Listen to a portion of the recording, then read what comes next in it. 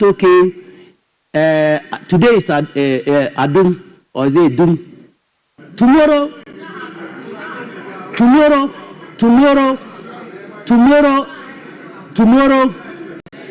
it might be Paga market. So to me, let's put all the politics aside. Let's put all the politics aside and face it. We need to tell our traders in the market that at least they should fix, or we should assist them to fix fire alerts. When there is fire, if it starts and there is a beep, at least they can contain it. The major factor here is that even access in our markets, there's no access.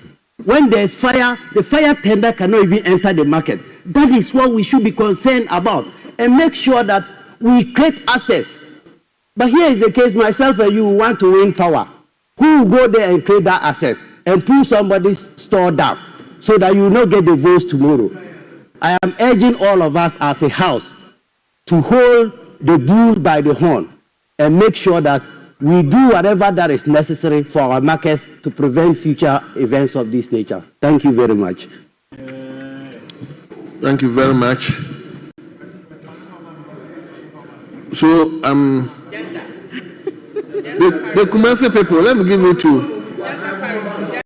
Let me give it to the ladies. Because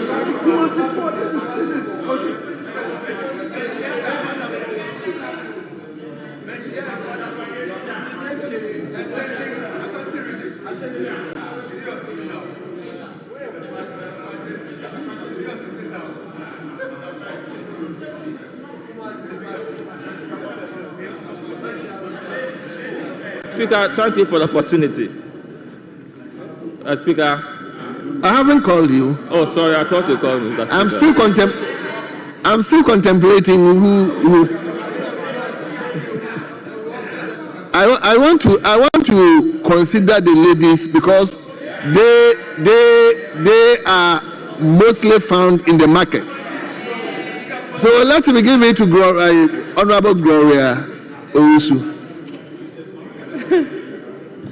Mr. Speaker, thank you for the opportunity. Mr. Speaker,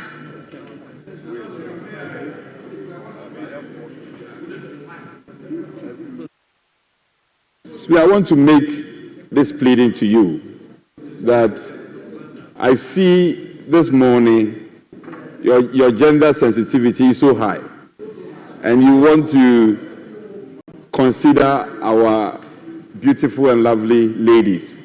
So may you consider adding 2 more ladies, to the agreed number. You had already agreed to 3 apiece, so that 1 on each side, so that you add a lady on each side of the divide, so that we can get a balance. Yes, Speaker. So we still maintain the core number of 3. Yes, Speaker. Gloria, you have the floor. thank you, Mr. Speaker, for the opportunity. Mr. Speaker, fire outbreaks are becoming too much in the country. A while ago, we heard of Kantamanto markets, Konongo market, Techimai market, Asafo market. Mr. Speaker, if the fire outbreak was caused by Dumso, then we should hold the government responsible. Mr. Speaker,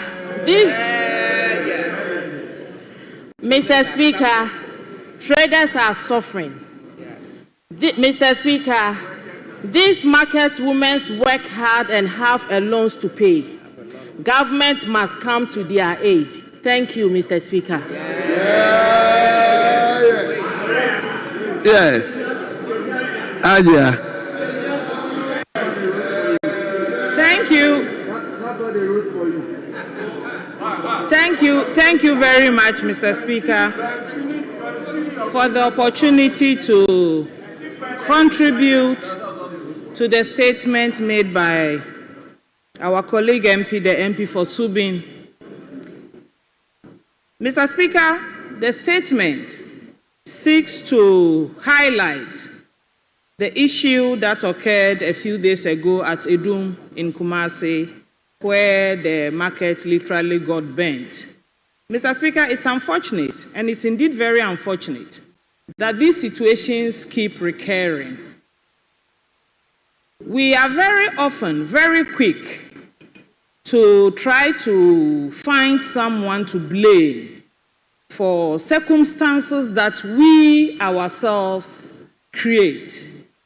If we don't learn as a people to take responsibility for our actions, I'm afraid we will go around this. It will become a circus. At every turn, a statement will be written, it will be read, we will make contributions. Those who will decide to politicize this will politicize it. But I insist that the issues of fire outbreaks and burnt markets can never and should never be politicized. It is offensive and it is an abuse of the sensibilities of the women who sit in the market. All of us go to the market, and as you indicated, Mr. Speaker, the market is the arena for women. We are either selling, or we are trading, or we are buying. So, at all times, market in this country is business for women. At a time like this, Mr. Speaker, I want us to hear voices of people advocating for a modernization of the markets that we have. A modernization of these markets will keep the women safe and keep their goods safe. But when we don't do that, and we are quick to go back to the structures, some of these structures existed before independence. They will either pull a wire here, connect it here, so that they can also have power in their stall. We cannot blame anybody. What are we doing as a people to look at the market that takes the last population census in this country, in May 2021, pegged women at over 51% in this country? Let's say half of these women are trading in the markets. That is an area that policymakers need to focus attention and modernize these markets so that the women and children and girls who go there will be safe. Mr. Speaker, we've seen some attempts where governments come and they pick up some markets and do a redesign or modernizing the places. But what happens to the traditional owners of the stores and stalls in these markets? Oftentimes, Mr. Speaker, when this so-called rehabilitation or reorganization or whatever is finished, the original owners of the shops are found wanting because it becomes so easy for politicians, for office bearers, for public office holders to get in and take over these shops and stalls for their friends and cronies, shortchanging the original owners of the shops. That might be one of the reasons why, Mr. Speaker, they will not be so inclined to want a modernization of their facilities because they end up losing out. Can we agree as a country that this is what they also have to do? That we, when they vote us into public office, have a duty to protect their interests and to protect their properties and spaces. We don't get into office to take over what they owned and in many instances used to grow us and take care of us as we went to school and everything. So, Mr. Speaker, I add my voice to this statement and I urge the city authorities in Kumasi Metropolitan Authority, to take a second look at these facilities. Look at what we can do to bring them to speed, make them a place where everybody wants to go to, and make them a place where our mothers who go there every day are safe to engage in their marketing and trading activities. Thank you very much, Mr. Speaker, for the opportunity. Honourable members, I come to leadership. Speaker, with greatest of deference, I had earlier made application that we stick to the number. Speaker, the Honorable Gloria who spoke was an additional one. Speaker, with respect, shall we revert to the original agreed number, which was 3? So we minus Honorable Gloria, so we can have one on our side. Why are you minusing? Because she was an extra number. Which application we made to you? Speaker, with respect. Very well. Yes. Honorable Professor Nyako. Mr. Speaker, you are a good man. Thank you for the opportunity. Mr. Speaker, what happened at Edum on Friday, the dawn of Friday, Mr. Speaker, was a national disaster. It was a national disaster. And I'm sure by this time, all of us should be mourning. And I want to comment the maker of the statement, Honorable Subin, for this troubling, worrying, melancholic, and sad statement. Mr. Speaker, what has befallen our brothers and sisters, especially our mothers who ply their trade at Edum, is so sad. And I wish that it didn't happen. Mr. Speaker, livelihoods have been lost. Investments of persons have gone down the gagara, gone down the drain. And I think that we need to be in the shoes of all such persons. Mr. Speaker, at this moment, we cannot only raise them Godspeed. We cannot. What we have to do is that the government must put in interventions, measures to ensure that what happened there doesn't happen again, and also seek the welfare and resettlement of those persons who were affected. Mr. Speaker, what we have heard from the scene of the incident was that sad spectacle was triggered by erratic power supply. This is what we have been told, allegedly, that it was as a result of erratic power supply, what we refer to as doomsday. And we are asking, Mr. Speaker, before investigations are done to unravel the actual cause, this is what we are hearing. This is what we are hearing. Mr. Speaker, it is also true that the president. Hold on. Yes. Speaker, Professor Nyako is a seasoned debater in this House. He knows that he cannot proceed on the path that he's taking because it will provoke debate. His duty is to make comments on the statements ably delivered by my brother, lawyer Kofi Yeboah. Obri Yeboah. Yeah, Kofi Obri Yeboah.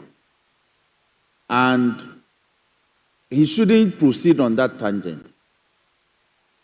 Because what is important now is the House being engaged to see what directive the chair will give in respect of bringing some comfort to traders whose businesses have been destroyed by the fire outbreak. The issue of what caused the fire, let's leave it for proper investigations. We can do this on radio, but on this floor, Mr. Speaker, you can't say that this is what we are being told. So you also carry it and bring it to the floor. If my members also say this is what we are also being told, that the fire was set by somebody, then we'll be descending into some chaos. So it should sail safely to the shore and deal with how some temporary relief can be brought to the multitude of traders. In Kofi is in a state of desperation. He needs some comfort, some interim comfort brought to his people. So address that matter. How we can pray the speaker to make some interim directives. Don't invite my people to this temptation. Don't. Speaker. Honorable Professor Nyako, just take note of it. I mean, we don't degenerate the comment into. Mr. Speaker, I mean, we've all studied the English language.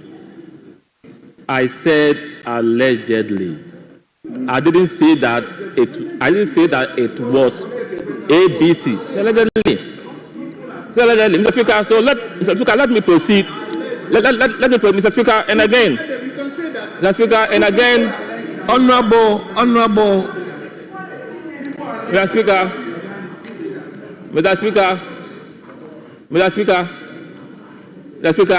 the maker of the statement made a beautiful statement, and I'm making commentary on that. And I've not violated any rules of this House. I have not. So I will indulge my respected majority chiefship to give me the space to make my point with all due respect. With all due respect, Honorable Roxanne Dafiamapo, please, let me make my point. Mr. Speaker, in January this year, on 2 different occasions, in my constituency, the Kwadaso Wood Market suffered the same fate. Honorable, hold on. Honorable members. Speaker, it is not the place of the member to say that I have not violated any rule of the House. I am drawing his attention to the fact that his comments were in making a comment in consequence upon a statement made by a member. You make comments, and the comments are such that they have the potential of degenerating into a debate. The debate will be that this side will counter what you have said. That is the danger that we must not invite. And I'm drawing his attention, and I've drawn the chair's attention, and the chair is giving a guide. So you take a cue, but you don't say that I have not violated any rule. So you proceed on the same path. If he proceeds on the same path, Mr. Speaker, yeah, exactly. So, Professor Nyaku, we do this all the time. You do this all the time. So avoid. So it's a path not beating. Don't take that path. Take the beating path, and let's make progress. Mr. Speaker, thanks for allowing me to proceed. I won't take the path of Honorable Dafiamapo. I will take a path that doesn't infringe or breaches our rules of engagement in this House. Mr. Speaker, for me, it is becoming one too many. The spate of fire outbreaks in the country, and especially in the region. Mr. Speaker, it happened on 2 occasions in my constituency. The same day that it happened at Edum, it also happened at Ahima Kokobin. Mr. Speaker, how long can we sit and allow this to fester and wreak havoc in our societies and also in our lives? We need to find a lasting solution to this. I'm told that the president was there. Let's speak out for the records. The president had a program at Nkawie celebrating the World Reforestation Day. He was there. He didn't move from Accra to Kumasi. He was there. So he went there. We don't have any issues about that. But we shouldn't make capital out of this. Let's speak up. If he had moved from Accra to Kumasi, that one would have been different from when he was at Nkawie and he went there.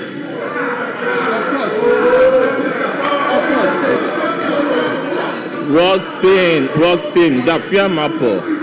Can't you? Oh, why do you do that to Mr. Speaker, I want to plead. Mr. Speaker, I want to plead that looking at the enormity of the harbor cost, and since we've not exhausted deliberation, commentary on the budget, since the Appropriation Act has not been passed, I plead with your good self and the Minister of Finance and even to the President that provisions should be made in the budgets to deal with what happened at Edum. And I'm sure this is not out of place for the government to do this. If we all agree, Mr. Speaker, you remember on Friday, I raised this issue on the floor, and I even pleaded that the Minister for Local Government, Minister for Local Government, Religious Affairs, and Chieftaincy should be brought to the House at least to apprise us about what happened and measures that he wants to put in place to ensure that the victims are catered for and also it doesn't happen again. The leader of the House said that he wouldn't bring him here. And if you all agree that this is a national disaster, the minister should be here to inform us. And also about the way forward, we can do something to help our brothers and sisters who have fallen victim to this. So I'm pleading with all of us to support this call by making budgetary allocation to help them to come back to their rightful selves and live better and meaningful life so that they can effectively function in our society. Mr. Speaker, on that score, I want to thank you for this treasure space you're giving to me, but we must do more. We must do more. Mr. Speaker, in some jurisdictions, in California, when we hear of fire outbreaks, it happens mostly in the farms, in the bushes. But in this country, fire outbreaks mostly happen in our markets. There is something wrong about that. Thank you. And we must go into it and deal with it once and for all. Thank you so much for the space. And thank you, Honorable Dafiamapo, for your interjections. Thank you. Let's give the last one to. Thank you very much, Mr. Speaker, for the opportunity. But the comment started from here. From Adam.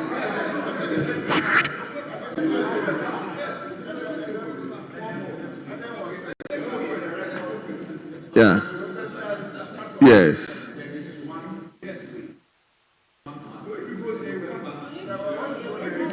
Very well. So now I'm coming to leadership. So if a leader will yield it to her. Very well. Very well. Fantastic. Yes. Thank you very much, Mr. Speaker, for the opportunity to comment on the statement concerning the fire outbreaks in the country. Mr. Speaker, this is a very serious disaster that we must all think about as a nation. Our women are the majority in the market, as our sister said earlier. And this is something that I am so much surprised why we should be quick in determining the cause of the fire outbreak, where there is no report to that effect.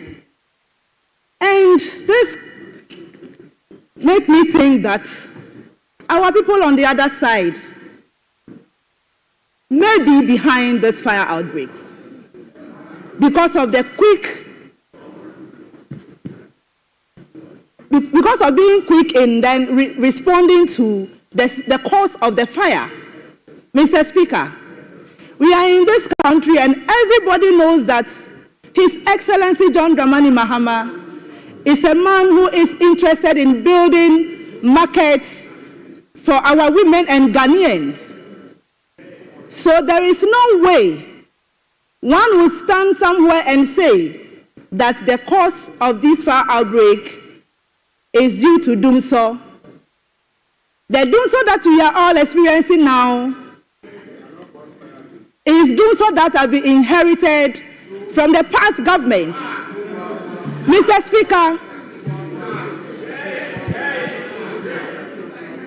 Speaker, and this is Dumso that the current government is working hard to solve. So, Mr. Speaker, I will say a time has come where we have to look at our institutions that work seriously on monitoring, especially ECG.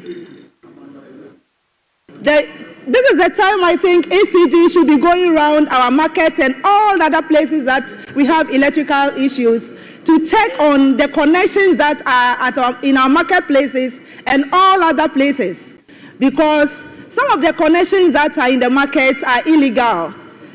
So the cause of fire outbreak can be connected with a lot of issues.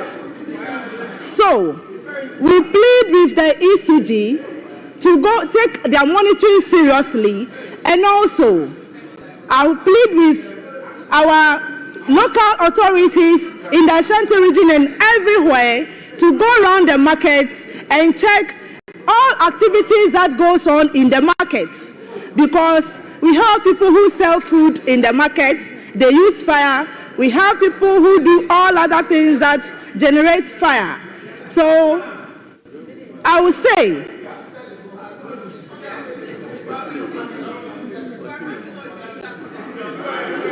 Mr. Speaker. Honorable Kwesi Kunedu. Mr. Speaker. Honorable Kwesi Kunedu, please.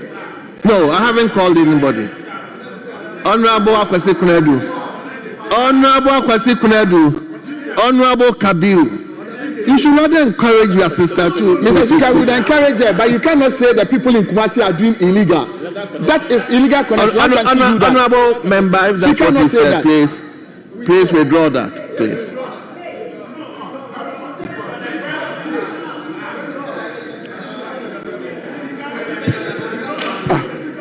Honorable leader, please. Honorable leader.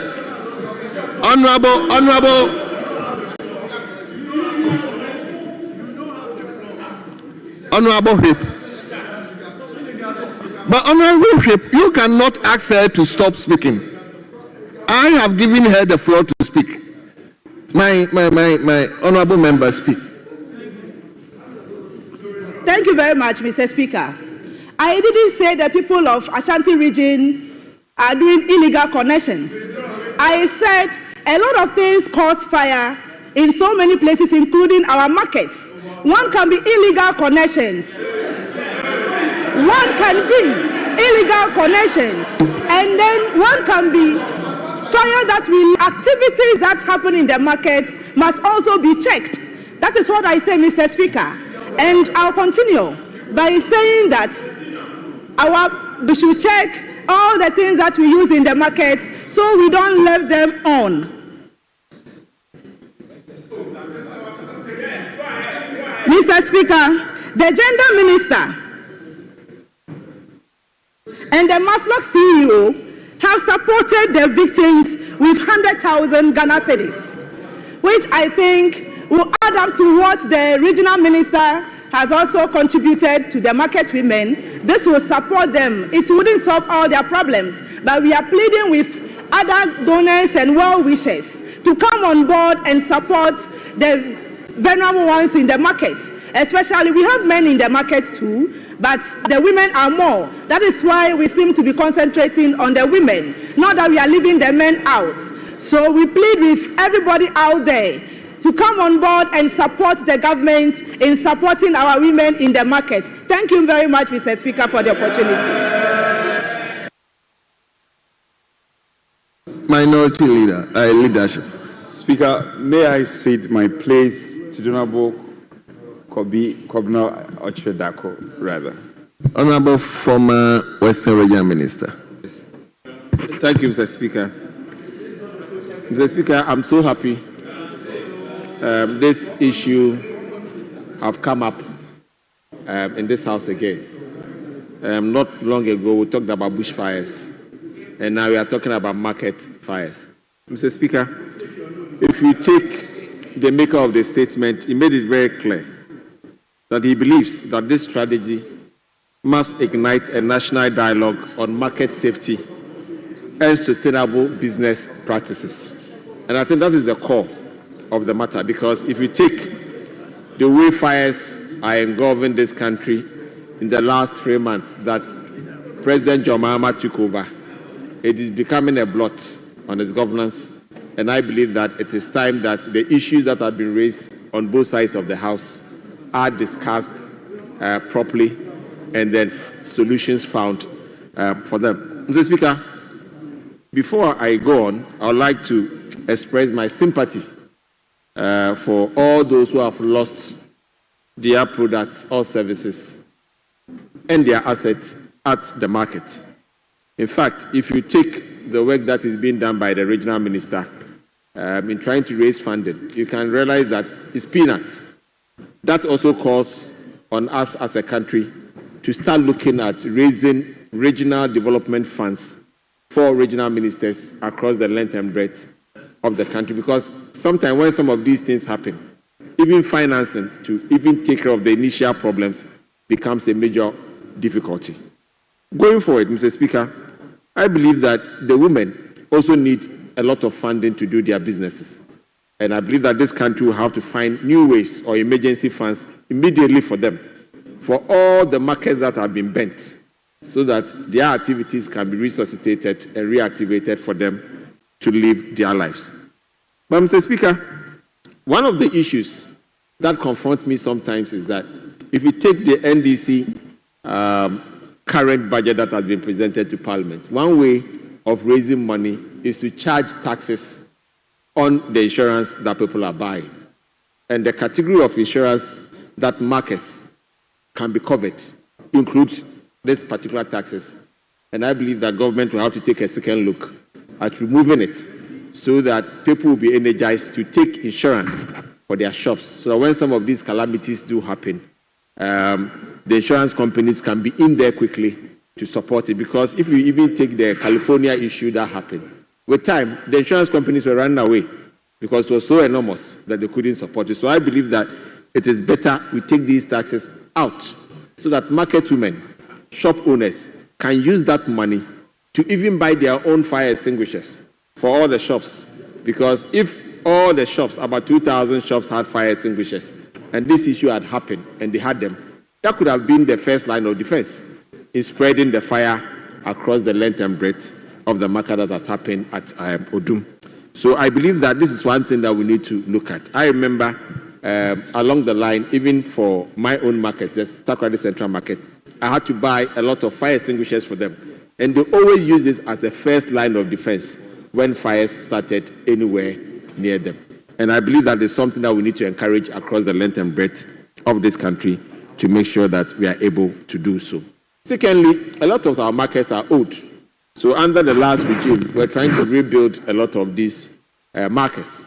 Mr. Speaker, since President Mahama has been able to go to this market in particular, I believe that all the projects that we started under the market program should be continued and completed.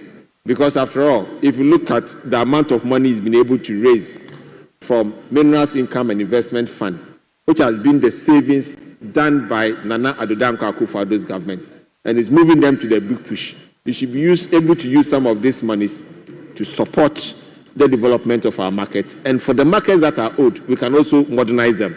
At least, if we can even put in water sprinklers in all these markets, anytime there's a trigger of fire, we can open them up and then they can be another second line of defense for these markets. Mr. Speaker, taking cognizance of the fact that a lot of our members have been talking about these fires, how they create problems in this country, how they take away people's capital from them, I believe that it is time that, Mr. Speaker, you give consequential directives so that the Interior and the Intelligence Committees of this Parliament can look at the reports of all fire outbreaks in this country, especially those concerning markets, for us to determine a straightforward way of solving these problems once and for all.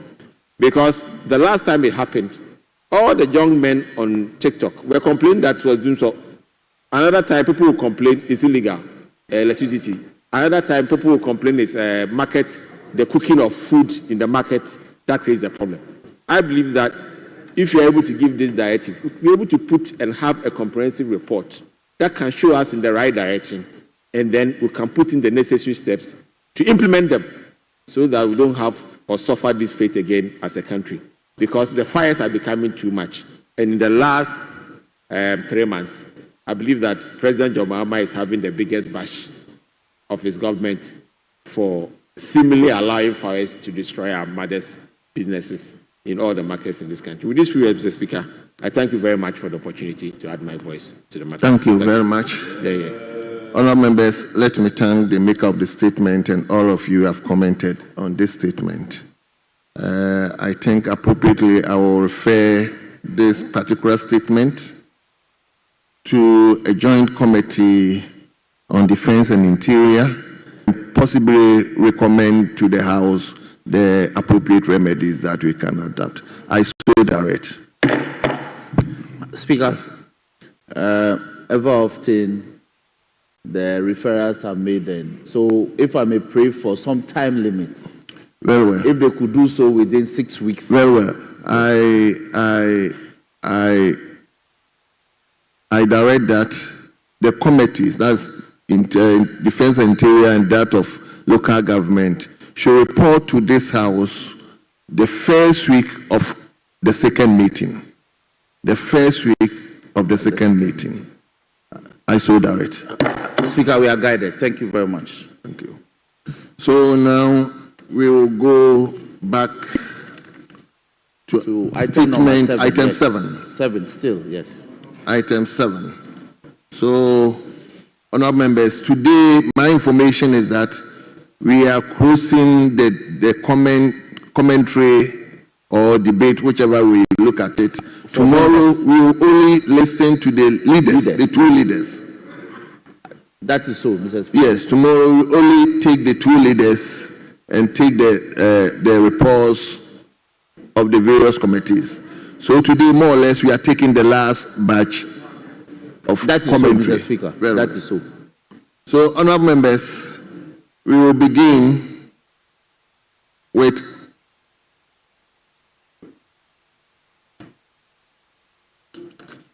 is Honourable Osakoto here? Very well. So let's begin with you, Honourable Osakoto. You have 5 minutes. 5 minutes. Thank you, Mr. Speaker.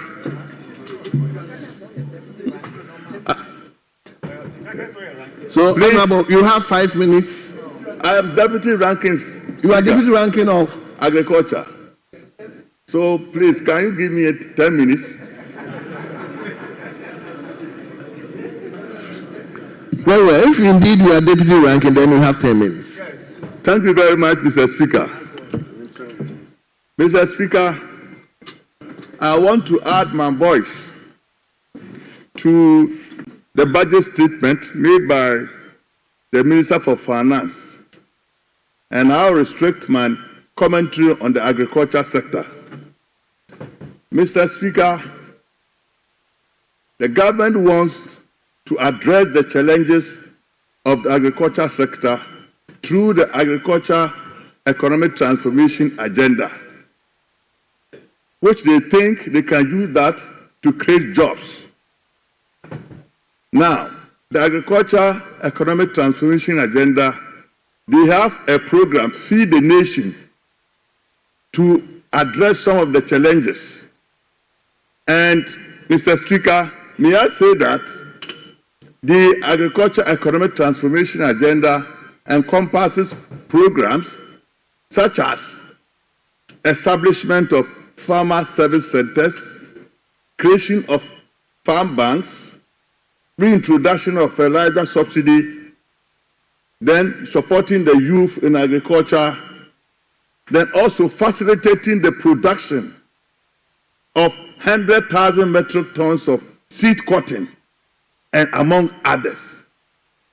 Mr. Speaker, if you look at the agriculture, food, and agri-business space, we have 3 ministries that are handling these sectors.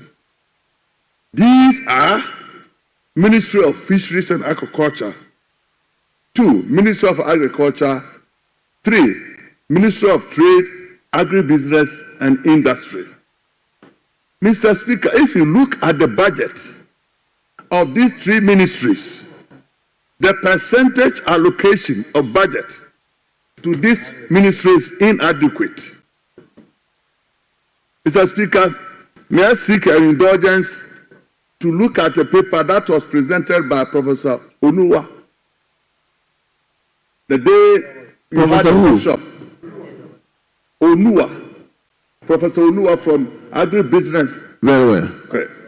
The paper that he presented with respect to the budget allocation to these three ministries. If you look at the paper, Ministry of Food and Agriculture, percentage of allocation of the national budget is 0.998 in 2025, compared to 2024, where we had 1.33. Ministry of Fisheries and Aquaculture, 0.091, compared to in 2024, 0.132. Ministry of Trade, Agribusiness and Industry, 0.291, compared to 0.450 in 2024. If you put these figures together, in 2025, the percentage funds allocated from the national budget for these three ministries add up to 2.85 in 2025, compared to 3.937 in 2024. Agriculture and agribusiness is inadequate. In June 2014, African heads of states and governments met in Malabo in Equatorial Guinea and came out of a declaration to be dedicated to agriculture sector so that you can be able to improve the lives and livelihood of our people. This has not been translated into anything. If you put all the three ministries together, then one will be able to say that what they want to do, what I'm talking about the government, if it's possible, they should look at it again. Because if three ministries, only 2.8% national budget is allocated to three in agriculture, I think something must be done about it. Mr. Speaker, based upon what the Minister of Finance told us, if we are using agriculture economic transformation agenda to facilitate the production of seed cotton, and we are saying that 25, I think it is unrealistic. Why do I say so? If you look at the cotton sector now, I would have preferred that they would have said they want to revamp the cotton sector rather to facilitate the production.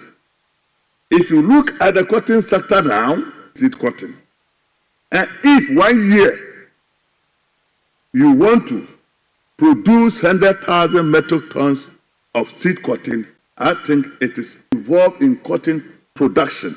Produce about 38,000 metric tons of seed cotton. From that time up to today, we have not been able to produce any seed cotton in large quantities. So if you do 1 year, 2025, you come to the House to present a budget statement, and you are urging that you are going to facilitate cotton production to the tune of 100,000 metric tons, I think it is very unrealistic. Mr. Speaker, having put these two together, I can say that agriculture, there is certain agenda from the current government. Look at there is certain agenda. I don't think you can make any meaningful way as far as agriculture sector is concerned. And the same people are saying that when MPP was in power, we couldn't do much with respect to agriculture activities in the country, especially trying to say that planting for food and jobs couldn't deliver the appropriate results. So I was expecting that if there's any other thing that this agenda, this certain agenda is bringing on to the country, then first there should be adequate budget to support the sector, especially when they talk about food inflation is too high. And if food inflation, you want to do something about food inflation, my expectation will be to have a big budget that can address that canker. 2,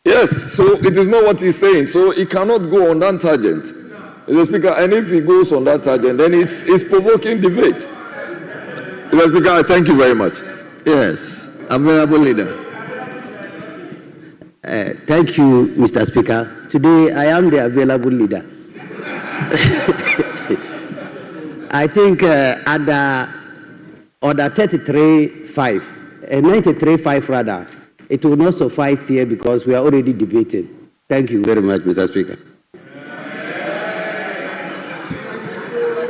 Honorable members, Honorable, I'm coming. I'm called to actually differentiate between a commentary on normal statement and a commentary of a statement on a budget. I think the distinction or the line between this is very, very, very thin. Even though we call it commentary when it comes to that of a budget, but invariably it ends up to be a debate, more or less. So, Honorable Jerry, as much as I appreciate where you are coming from, indeed, when it comes to commentary on budget, more or less it can be placed as a debate. So, for this one, I'll gloss over it. If it is a normal statement by a member, that one I'll strictly go by Order 93.5.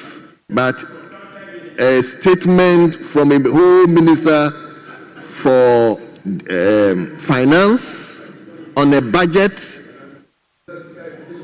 so you appreciate where I'm coming from. He's a deputy minister of education, yes. So obviously, we take it like that. So let's take it. Mr. Speaker, this matter has been settled with the guidelines that 93 will be relaxed because within our own rules, there appears to be some internal inconsistency in the use of a debate and a commentary. So your brother directed that even though it will be a commentary, we'll be making commentary, the sentiments inherent in 93 will be relaxed, so members can have the comfort to free flow, so that debate will not be interrupted. If my alter ego want to litigate this matter, we have long since passed. Thank you. So let's make progress. Honorable Saib, let's make progress. Thank you. Honorable Deputy Minister for Education. Let's Grateful, Mr. Speaker. Mr. Speaker, most Ghanaians will remember the now infamous promise of providing one hot chocolate drink or one bar of chocolate to our students in the public school system.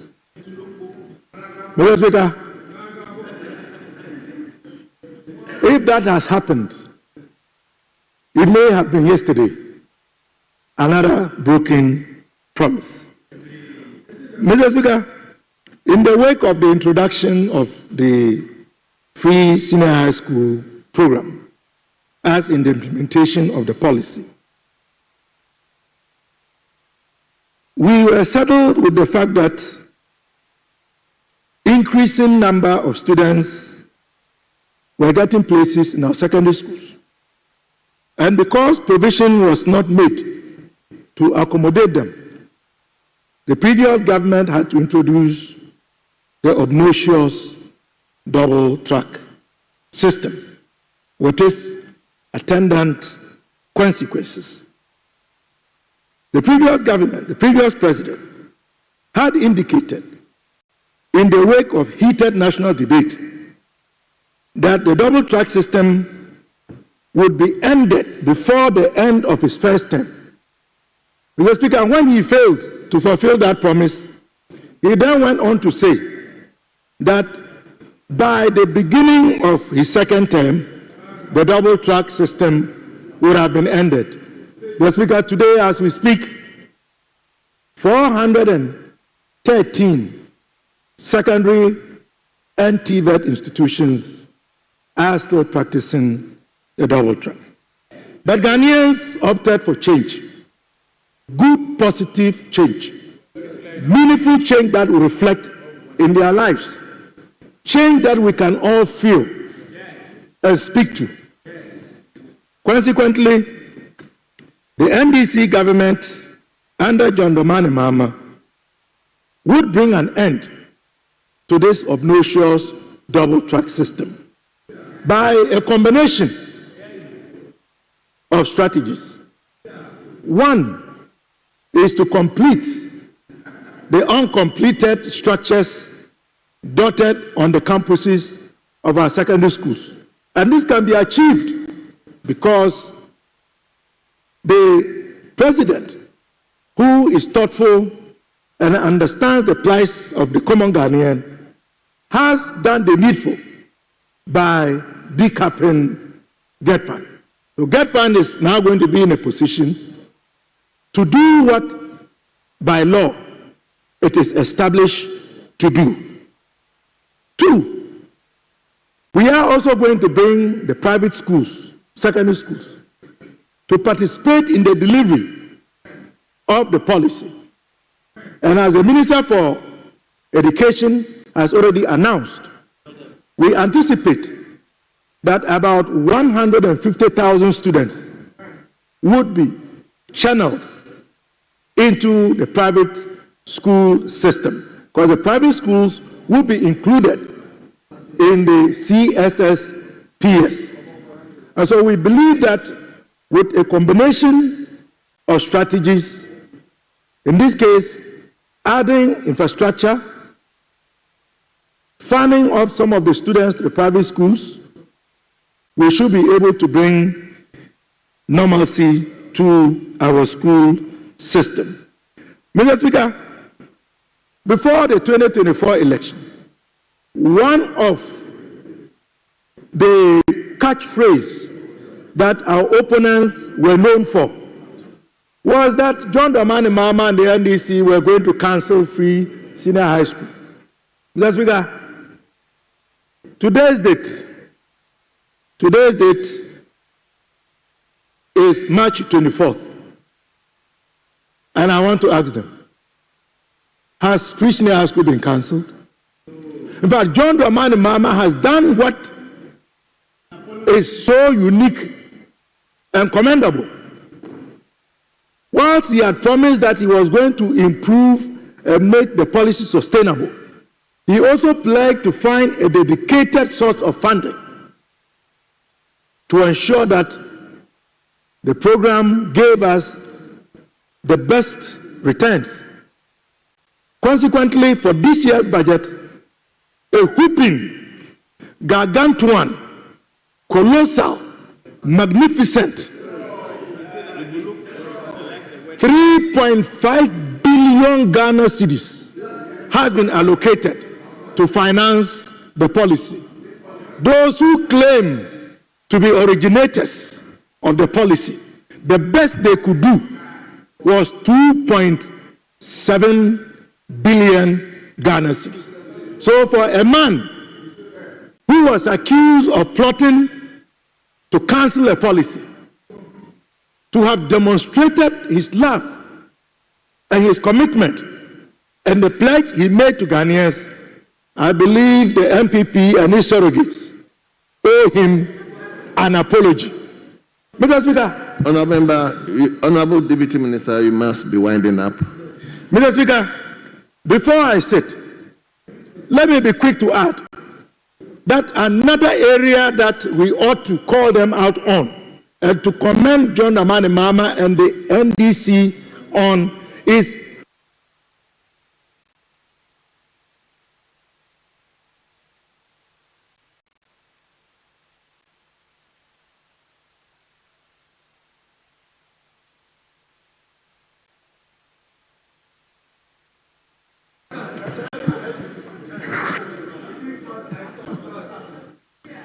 very well.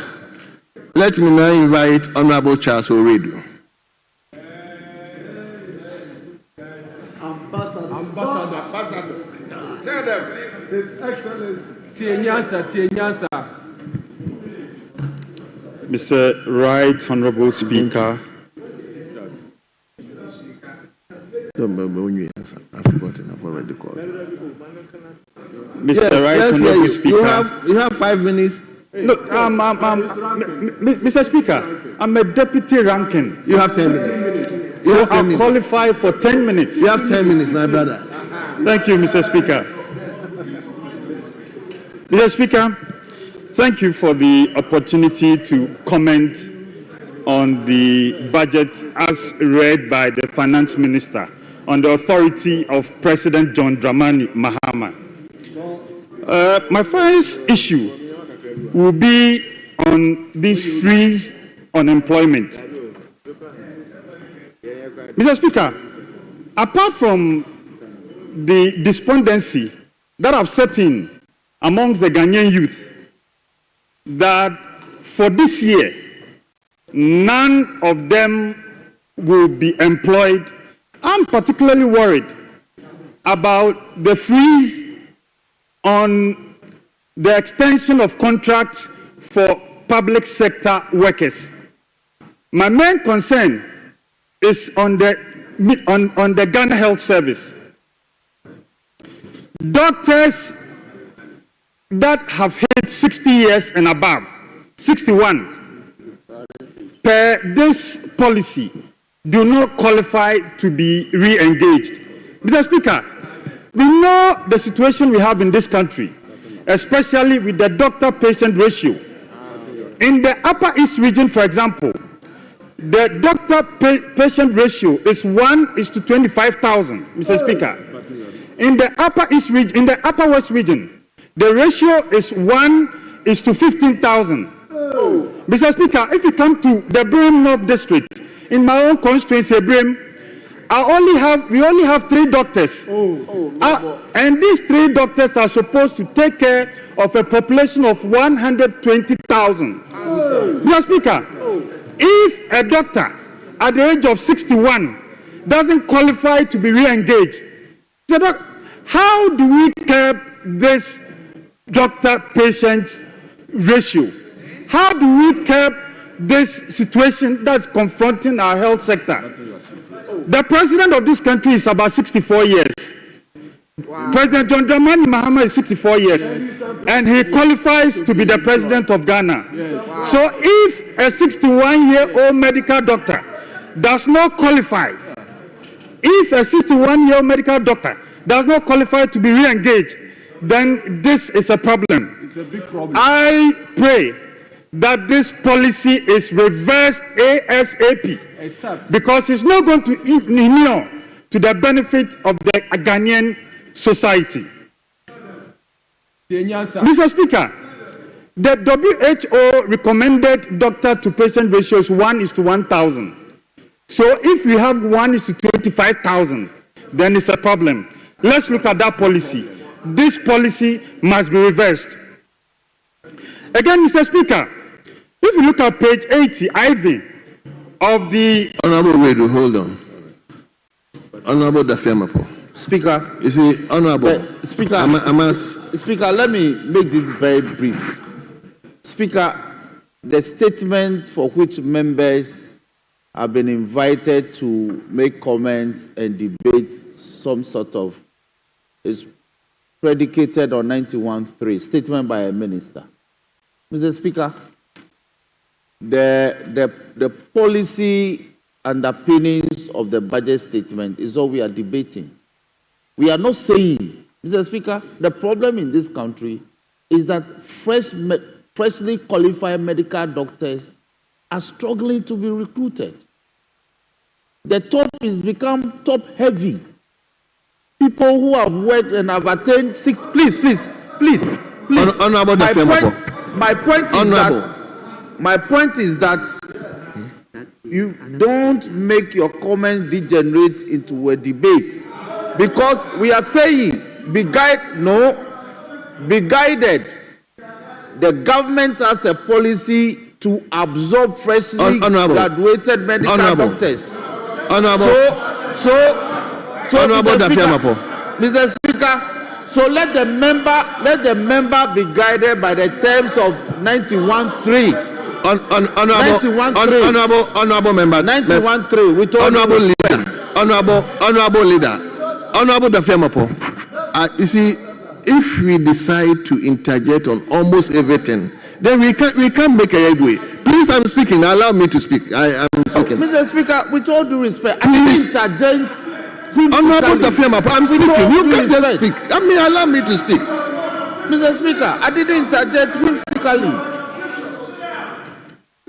Honorable Dafemapo, I respect you. Mr. Speaker, with all due respect. You see, will you allow me to also... with all due respect, Mr. Speaker. Mr. Speaker, this is my ninth. Honorable members, please. Honorable members, please.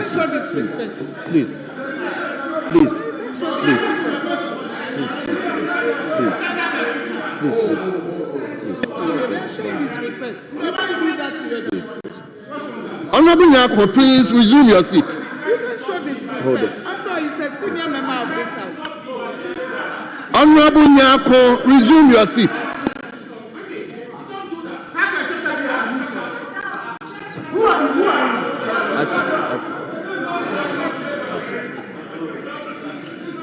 Mr. Speaker, I have enormous respect for you. Please. Mr. Speaker, I have enormous respect for you. I have enormous respect for the chair you occupy, and we are friends. That is the record.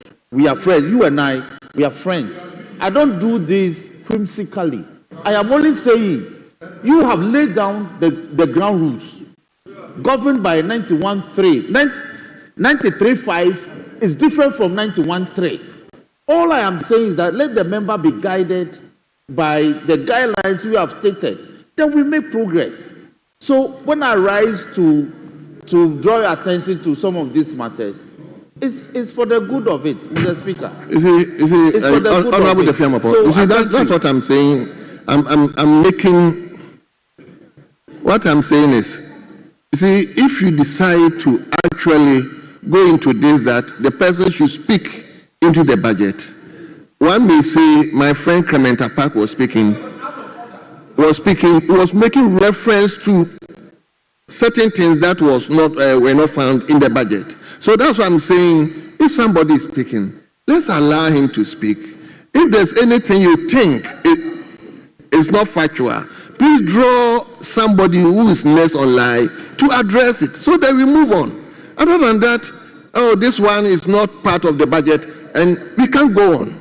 So, Honorable Dafemapo, respectfully, that is where I'm coming from. Speaker, yes, but you have laid out the ground rules that when leaders are on their feet, you hear them, however brief. So I'm guided. Let's make progress. I thank you. Thank you very much. Yes, Honorable Chaswedu, continue. Mr. Speaker, I still insist that if the President of Ghana, His Excellency John Mahama, is 67 years old, I just do not understand why we have a policy that will not engage a medical doctor who is 61 years old, knowing very well that the WHO recommended doctor-to-patient ratio is 1:1,000, whilst we also have a situation where in the Upper East region, the doctor-to-patient ratio is 1:25,000. In my own district, my own constituency, I only have 3 doctors taking care of 120,000 people. We need more doctors to be able to take care of our people. So that policy, Mr. Speaker, would have to be reversed ASAP. ASAP. Mr. Speaker, again, I can see that on page 80, Ivan, the president who authorized the finance minister to make this speech on his behalf is indicating that they will be setting up a new mission in Hungary. Mr. Speaker, having served as a deputy foreign minister, having served as the High Commissioner of Ghana, I know the relevance, I know the dividends that Ghana will accrue once we have this mission in place. But, Mr. Speaker, the hypocrisy here is last year when Nana Addo Dankwa Akufo-Addo, the president of Ghana, had wanted to establish a mission in Mexico. This same party, led by their ranking, the current Minister for Foreign Affairs, led an onslaught to scuttle the proposal of His Excellency the President to establish a mission in Mexico. The NDC's reason was that Ghana was poor and that the decision to set up a mission in Mexico was fanciful. Yes. Suddenly, we have money to establish a mission in Hungary. This is the hypocrisy we are talking about. This is the hypocrisy of the NDC. Within 3 months. Within 3 months. Mr. Speaker, also on page 57, the Finance Minister says that on the authority of the President, they are expecting to raise a total revenue of 224.9 billion Ghana cedis. And to them, this is an increase over last year. Last year was 186.5 billion. Of course, the Finance Minister is jubilating.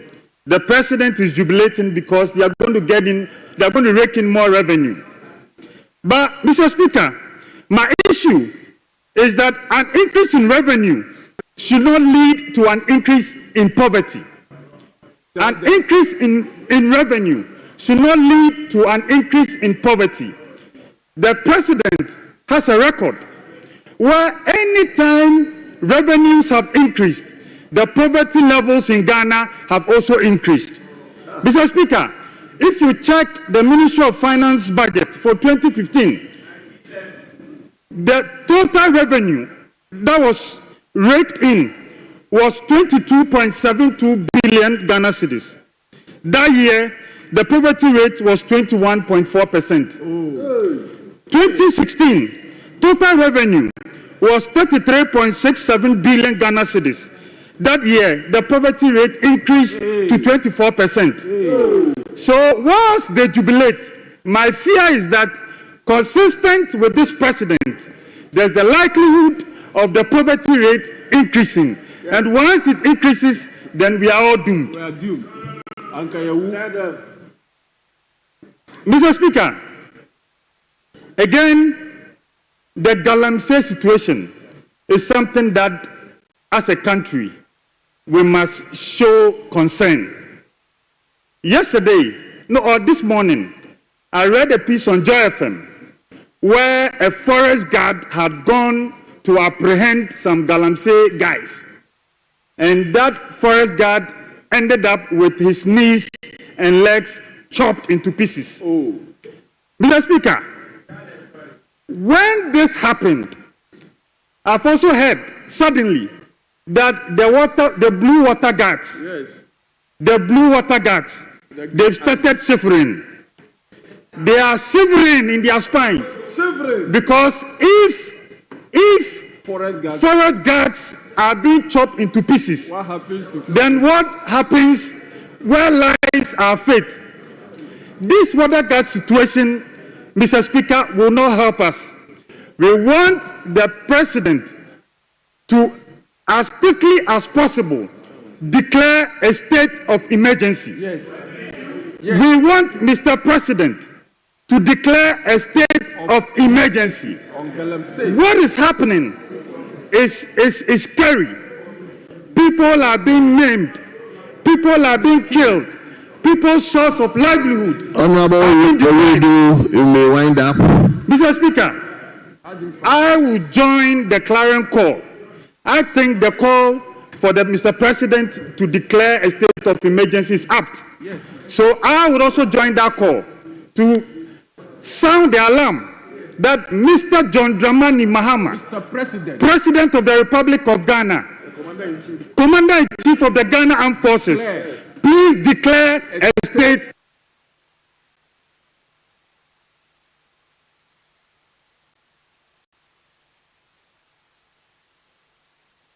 Thank you very much. With these few words, Mr. Speaker, I'm happy I want that to thank you for the opportunity. I'm happy that now the arrangement is said that once your time is up, it's up. The microphone will not be available for you to even speak.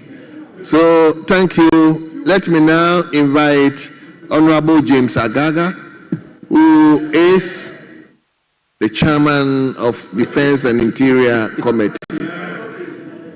But Chairman, you weren't here. I've made a referral to your committee. Very well, Mr. Speaker. We shall deal with the referral. So you have 15 minutes. Thank you, Mr. Speaker. The last speaker admonished President Mahama to declare a state of emergency as a response to the Galamsey menace. Mr. Speaker, President Akufo-Addo put his presidency on the line in his quest to tackle the Galamsey menace. Unfortunately, when it became very obvious to him that he had failed in tackling Galamsey, Mr. Speaker, the narrative changed. And so when assessments are made and it becomes necessary to declare a state of emergency, President Mahama will do so without recourse to the admonitions of my honorable colleague. For now, President Mahama is doing all he can within his power to address the Galamsey menace. And we're beginning to see results. That said, Mr. Speaker, I will take my turn to debate the budget statement ably read by the Minister for Finance for and on behalf of the President. Honorable, hold on. Thank you very much, Mr. Speaker. Mr. Speaker, we are confused. We have on before us the one speaker as Dominic Ayine Akurugu, but I don't think the speaker is Mr. Dominic Ayine.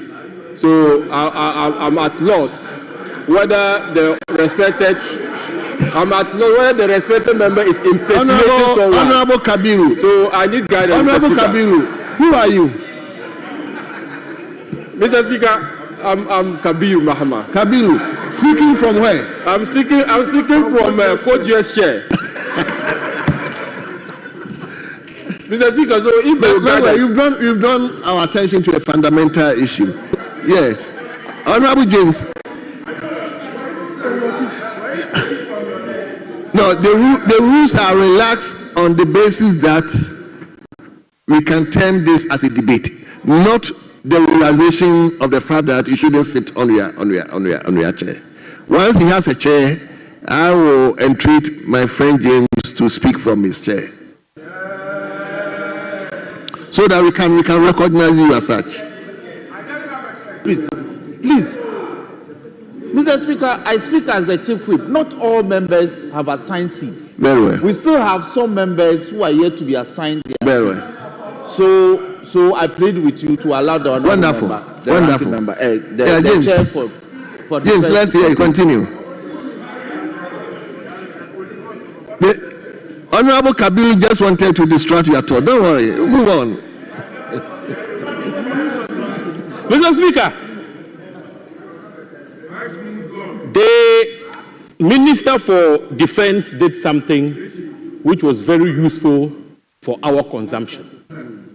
He exposed the true state of our country's economy bequeathed to us by President Akufo-Addo's outgone government. In doing so, the current state of indebtedness was brought to the fore.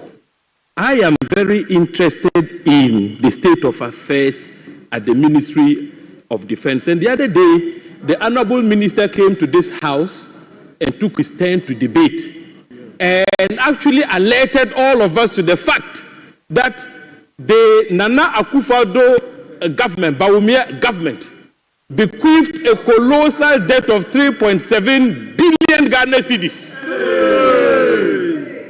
to the current administration. 3.7 billion cedis. Mr. Speaker, how can you saddle a ministry with such a colossal debt and expect them to deliver on their mandate? This is a very serious matter, which demonstrates the level of commitment President Akufo-Addo had for security sector governance in our country. He just couldn't be bothered about our country's security. That is why Ken Ofori-Atta was not willing to honor certificates as and when they were, presented for payments to be effected. Mr. Speaker, I was also baffled when in the course of the presentation of the budget, the Minister for Finance indicated that a number of projects had stalled. 55 of them had stalled. Most of those projects were supposed to be financed from bilateral loans, which had been contracted, most of which loans had actually been approved by this House. And Mr. Speaker, I want to relate to those particular loans which deals with the security sector. In this House, Mr. Speaker, we approved a facility for the purchase and acquisition of fighter aircraft, LN-39NG, to improve upon the combat capabilities of our Air Force. Mr. Speaker, unfortunately, due to our domestic bilateral debt restructuring, which was a direct result of the reckless manner in which our economy was managed under Akufo-Addo and Bawumia, this particular facility couldn't go through. And so today, when we talk about retooling our armed forces, this House actually took measures. And I recall how I defended the deal to the hilt, even when colleagues on this side had issues. I, having understood the nature of the problem that the armed forces were confronted with, went out of the way to defend that particular facility. Today, the aircraft have not arrived because under the bilateral debt restructuring program that the MPP led us into, that particular deal couldn't go through. Additionally, Mr. Speaker, 37 military hospital has served its purpose. But we all at some point felt that there was need for us to expand the 37 military hospital. So a facility was brought into this House, about $250 million, to expand the 37 military hospital so that it can properly serve as a UN level 4 hospital. This deal was approved by all of us. But let us ask ourselves, why was the deal not honored? Mr. Speaker, for the Chinese to honor their obligations under the contract, they say, no, you are no longer credit worthy, so we won't honor our part of the bargain. So, Mr. Speaker, that is the state of affairs. Afari Military Hospital, Mr. Speaker, Afari Military construction works actually started in 2009. In fact, in 2017, when Ken Ofori-Atta delivered his maiden budget statement, he indicated that that same year, 2017, Afari Military Hospital was going to be completed. After 8 solid years, Mr. Speaker, Afari Military Hospital is still not complete. It takes Minister Mani Buama to say, under President Mahama's administration, we will do everything within our power to commission the Afari Military Hospital to improve upon the health needs of our soldiers. Mr. Speaker, I have seen in this budget statement what President Mahama's administration intends to do for our fire service. And let me use this opportunity to send my sympathies to the traders at the Doom Market in Kumasi, which was gutted by fire a few days ago. I've heard some of the commentary, and the impression is being created as if the NDC administration did not retool our fire service. The other day, the Minister for the Interior came to this House to respond to questions, and he made it clear that 247 firefighting engines were bought, and out of the number, not even a single one of them for the past 8 years was procured by the NPP administration. For the past 8 years, you have not added one firefighting engine to the existing fleet. So please, with the greatest of respect, next time when you are running commentary on the fire service, be minded by the fact that for 8 solid years, you did nothing for them. The last time the fire service took delivery of firefighting engines was in 2014, under the watch of the current president. Address me. Don't address me. Very well, Mr. Speaker. Very well. So next time, let them take a cue and comport themselves in commenting on fire outbreaks. Mr. Speaker, this budget statement captures a paragraph which deals with the construction of FOBs, forward operating bases, as part of our counter-terrorism strategy. Mr. Speaker, I want to place on record that one aspect of the strategy to deal with terrorism had to do with the initiation, or if you like, the establishment of what we call the Accra Initiative by President Akufo-Addo. It was a laudable initiative. But what happened to the initiative? The one who birthed it was also the same person who killed it, who destroyed it. He destroyed it, and how did he do that, Mr. Speaker? President Akufo-Addo traveled to Washington and, against all the protocols, appeared before the Secretary of State, at the time Anthony Blinken, and misreported on our neighbor Burkina Faso, a very important member of the Accra Initiative, in a manner that completely derailed the entire initiative. So Burkina Faso decided to pull out. Today, how can we fight terrorism without sharing intelligence with Burkina Faso? I stood in this house at the time and admonished the outgone Minister for National Security that he needed to inform President Akufo-Addo to up his game, quickly move to Burkina Faso and repair the damage he had caused. President Mahama has taken the task. He's gone to Burkina Faso. In fact, the Burkinabés were here to witness his inauguration. After the inauguration, President Mahama paid Captain Traore a visit. He was warmly received, and I'm sure under the leadership of President Mahama, we would be able to restore the Accra Initiative so that we can continue to share intelligence with Burkina Faso in order to enhance our counter-terrorism strategy. Mr. Speaker, do I still have some more time so that I can relate to other matters? Very well. Mr. Speaker, like I indicated before, the police service needs to be reformed. President Mahama has appointed a new IGP and tasked him with the responsibility to ensure that our police service is reformed. As part of the reforms, Mr. Speaker, he has indicated very clearly that the welfare of personnel must be placed at the center of they should expect that their welfare needs are going to be well catered for. Mr. Speaker, Cap 30, which ensures an enhanced retirement package for police officers, is not going to be touched. The welfare fund is going to be enhanced. So, under President Mahama, the police would witness massive reformation.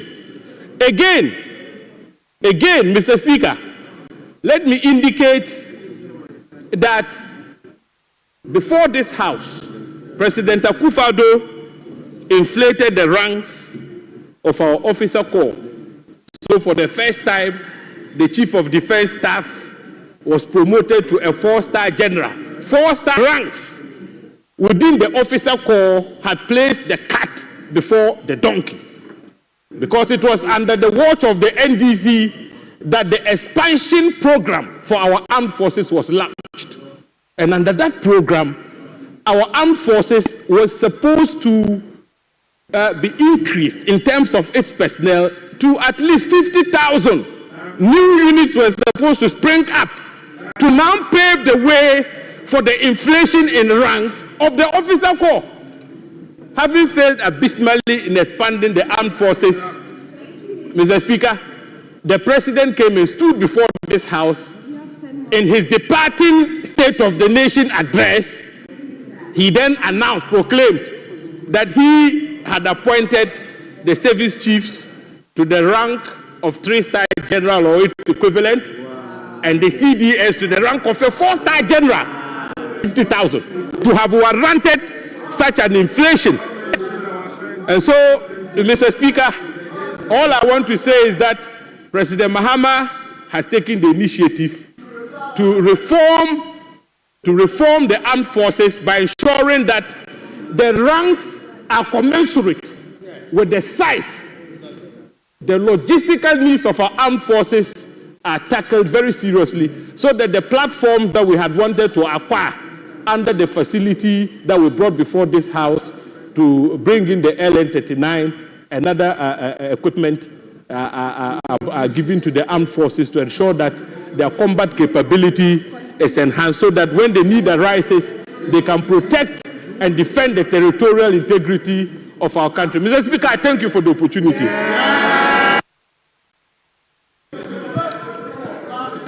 Thank you very much.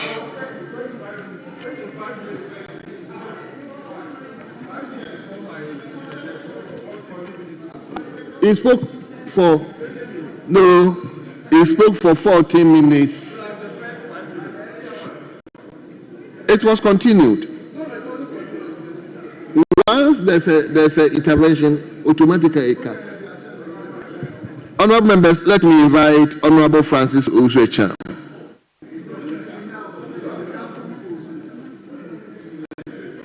Oh, okay. Francis, hold on. Let me call your senior, Honorable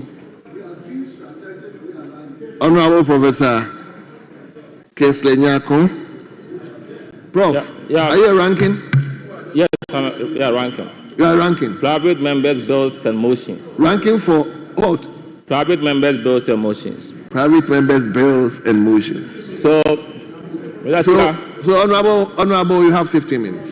Mr. Speaker, I'm grateful for the opportunity to make few comments on the budget statement and the economic policy of the government that was ably delivered to this House by the Honorable Finance Minister, Honorable Castle Atoba Forsen. Mr. Speaker, hearing my senior James Agaga lamenting, trying to suggest that the previous NPP administration didn't provide or purchase a single fire tender.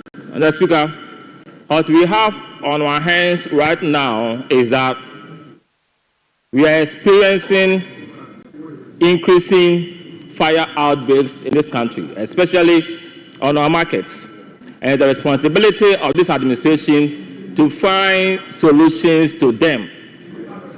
It behooves this current administration, headed by John Mahama, to find solutions to the fire outbreaks in this country.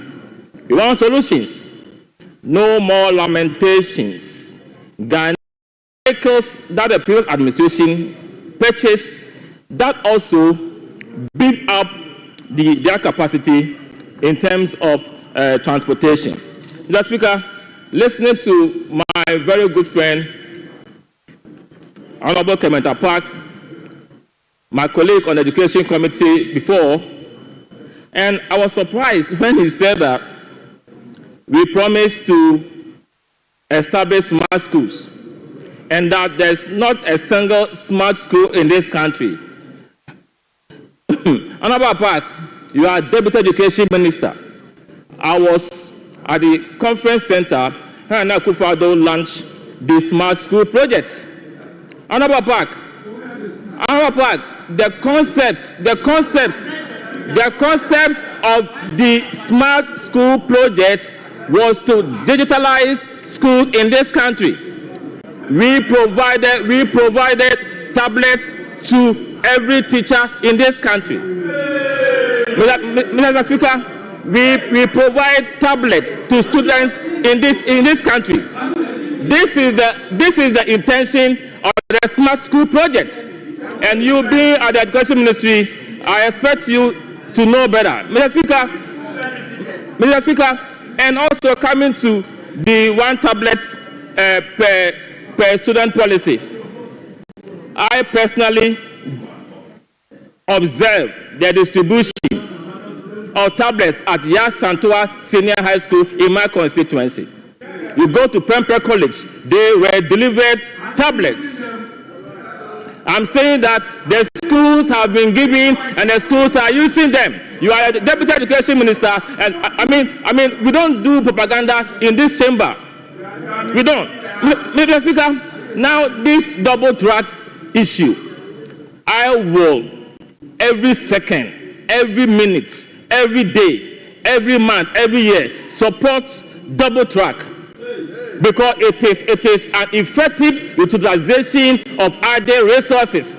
I don't see any difference between the 24-hour economy they are proposing and that intervention double track. Mr. Speaker, in any case, and my friend, have you seen? He's my mentor. I know this is my mentor. He's a good man. We all know that. Mr. Speaker, when I came to this house, I've learned a lot of things from him. He's a good man. Mr. Speaker, the double track. Mr. Speaker, in this country right now, we don't practice double track. At the Education Ministry, we have what we call transition calendar. Mr. Speaker, it is not every senior high school that practices double track. We have about 70% of schools that are outside double track. Only few schools are on the track. Mr. Speaker, it is because those of us sitting here, the middle class, the upper class, we want our children to go to these so-called privileged schools. None of us here will want to send our children to some of the category C and B schools. So there is pressure on the ministry, and I want to promise you, this same pressure is going to be on you. It's going to be on you. Mr. Speaker, double track, we know what it does. We know that it has increased access. In this country, we have about 1.5 million of our children at the secondary schools. Without double track, this wouldn't have been possible. These are good interventions, but because of political propaganda, we try to, talk down on this policy. It is good to decap debt fund. At least it will give us some fiscal space. We all support that. In fact, at the 8th Parliament, we try to ensure that it will decap. But Mr. Speaker, decap, and I'll be happy if you find innovative and creative ways of getting more funds to support the education ministry, so that my good friend Hanadusu will succeed. If he succeeds, Ghana benefits, all of our benefits. When it comes to education, there is no propaganda. When it comes to education, we must all understand that it is the future of our country. Education is the soul of every country. Mr. Speaker, I'm happy that this government is continuing implementation of the free senior high school. After all, they have seen the wisdom of this noble intervention that Anna Akufo-Addo and Dr. Bawumia and the MPP introduced. At the end of the day, it benefits all of us. Mr. Speaker, this said, I don't want to go back into history. And we must be fair and realistic as politicians. The NDC promised in the year 2012 that they were going to establish training colleges in all their regions. Did it happen?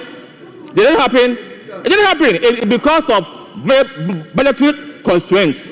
At times, you have good intentions, but it's all about cash. You know what I mean? So, Mr. Speaker, I just want to put this on record. Mr. Speaker, I'm also happy that 2017 and 2025, a total of 182 legislations as of Parliament were passed by this House.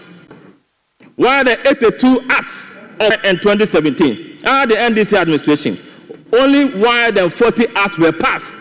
It tells you that the NPP administration provided resources to support the improvement of parliamentary democracy in this country. Mr. Speaker, a lot of innovations happened in this parliament.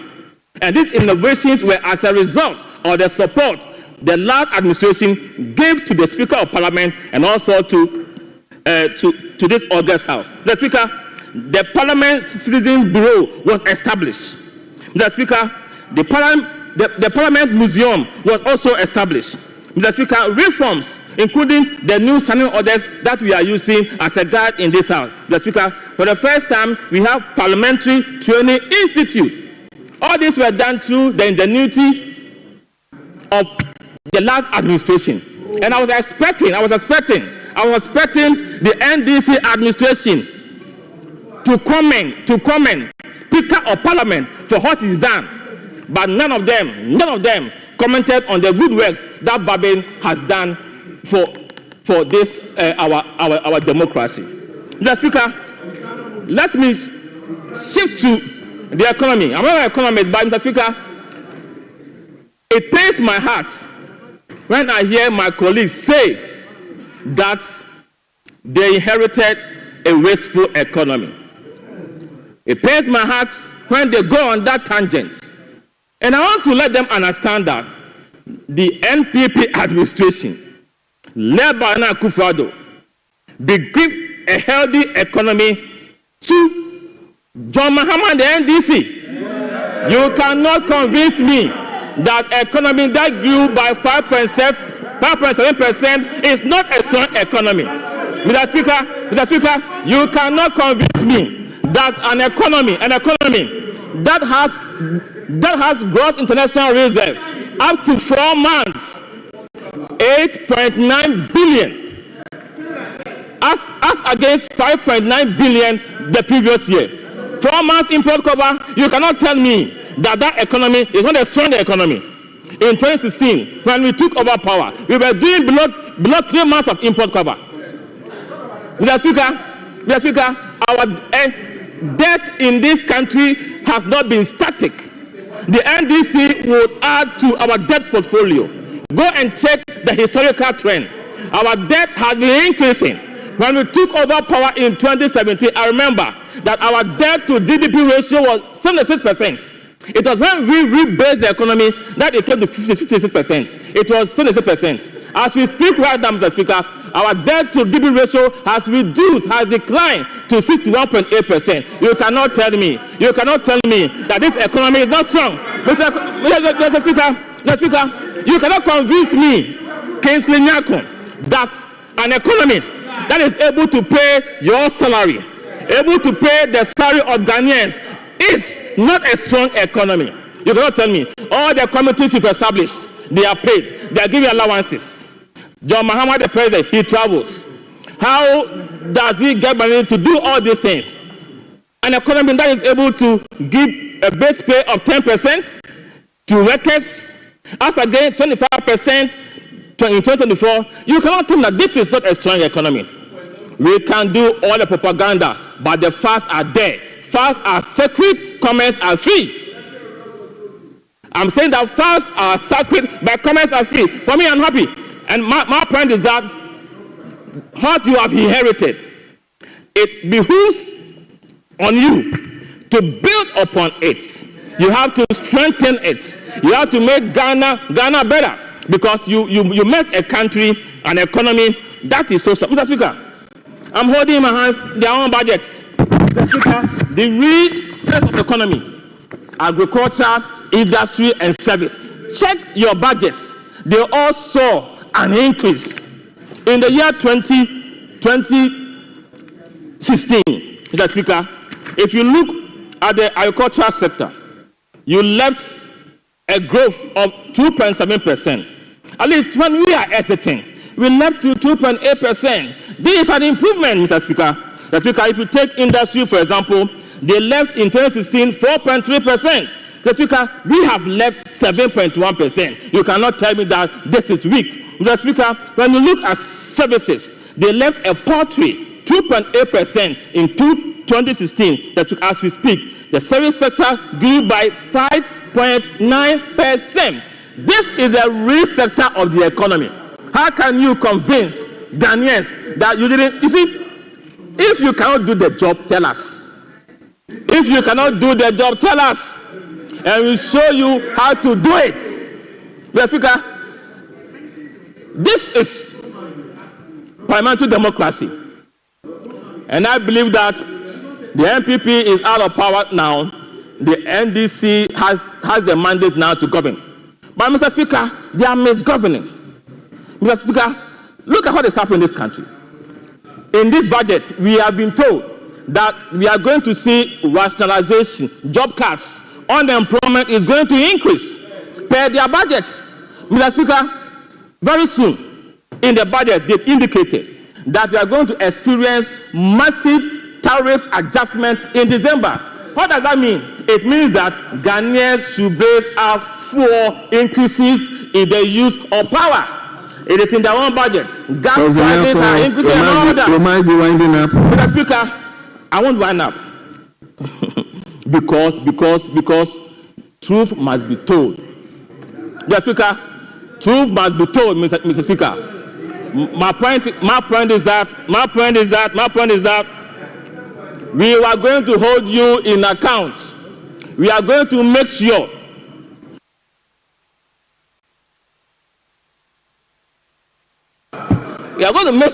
that you do right, that you govern to meet the aspirations and desires of the Ghanaians.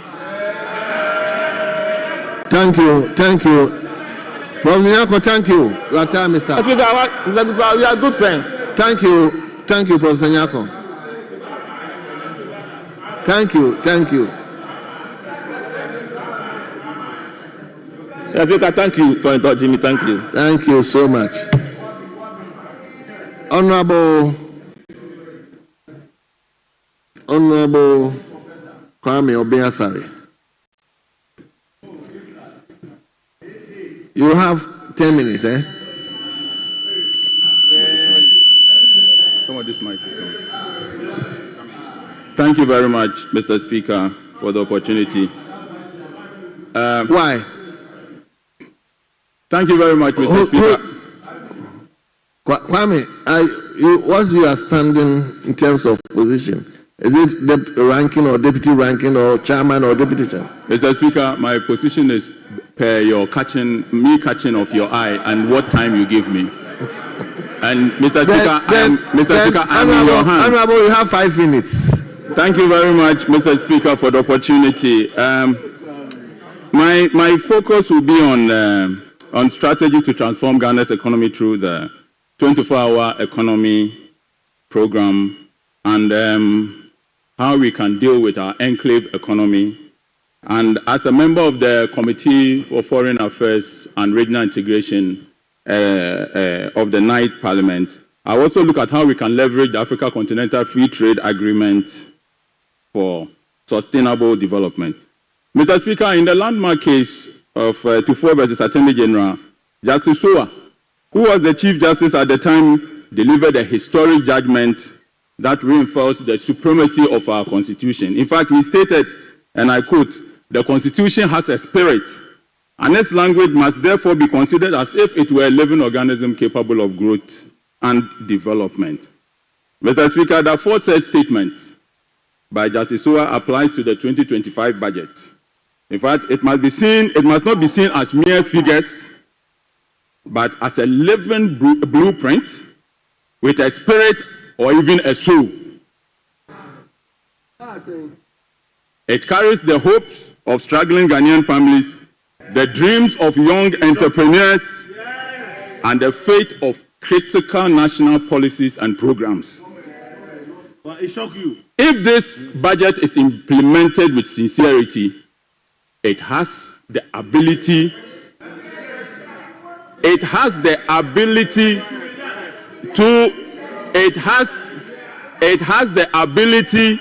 to breathe life into the economy that they put on life support. Mr. Speaker, in 2024, we declared a trade surplus of 44.7 billion. Out of the 44.7 billion, we exported about 294 billion and a total import of 250.2 billion. Ghana recorded this trade surplus.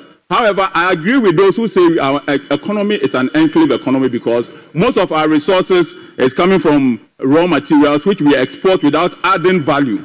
And the president, in his wisdom, has seen that we exported about 162 billion, representing about 55.3% of our total exports in gold to foreign countries.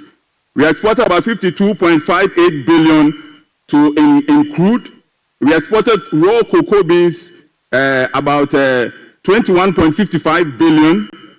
And Mr. Speaker, this did not impact our economy that much because we just exported it. All the companies exporting are foreign owned and they keep the money in foreign banks and foreign institutions. And that is why most of the mining communities are underdeveloped or poor. And this is why if you look at the budget for 2025, at page 54, it says that what it implies is that the government will implement a 24-hour economy to boost industrial production, trade, and jobs. If you summarize page 33 and 34, what it says is that the focus will be on reducing imports by encouraging local manufacturing of essential products, and key sectors include agro-processing, pharmaceutical, and textiles to improve Ghana's self-sufficiency. Sure that we are refining our gold instead of taking it out in raw. Because, Mr. Speaker, if you look at the year 2024, Mr. Speaker, if you look at the year 2024, we exported about 40% of the 11.6 billion to the United Arab Emirates in raw gold. We didn't add value and we didn't make more out of it. And therefore, Mr. Speaker, the question our colleagues on the other side should be asking is that if we are employing more to produce more, where is the market?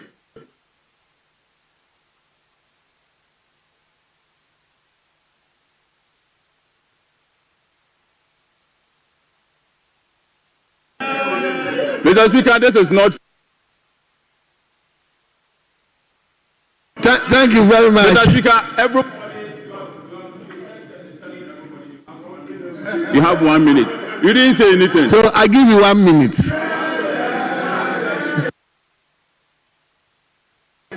Mr. Speaker, the question our colleagues on the other side must be asking is that if you are going to employ more, to produce more, where is the market? Because our economy is not big enough to absorb all that we are going to produce. And the answer is with them because in 2018, on the 10th of May, Ghana and Kenya were the first countries to ratify the Africa Continental Free Trade Agreement. And so they shouldn't be looking at Ghana only, we should be looking outside Ghana because the agreement allows us to produce here and take to other countries duty-free. Mr. Speaker, the population of China is 1.4 billion. The population of Africa is 1.4 billion. But the GDP of Africa is 3.4 trillion, and the GDP of China is 17 trillion. And what is worse is that the population of EU is about 449 million, but their GDP is about 20 trillion because they are adding value, they are employing many people to. Thank you very much. Very well. Let me now come to Honorable Francis Osuechan. But before you speak, kindly indulge me 5 minutes to suspend the House. 5 minutes.